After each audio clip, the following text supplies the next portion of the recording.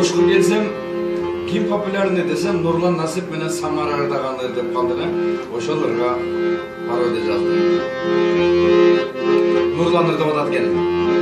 Самара жем аткан таңдай, Асан акем өзү кандай, кызганбайбы андай.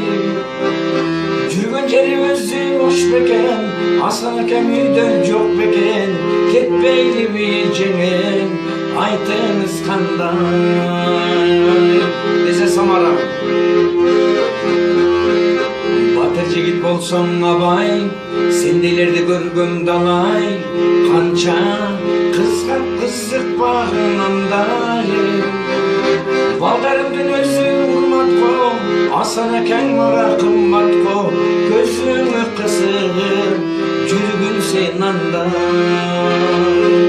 Анда мага эмне кылуу керек, жалжактабай жакшы жүрүү керек.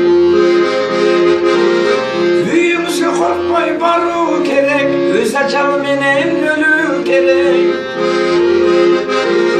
Көзүңүздү жатка ыйгарбай, өзүңүздү бекер кыйнабай, Асан акең менен болоюн бирге. Асан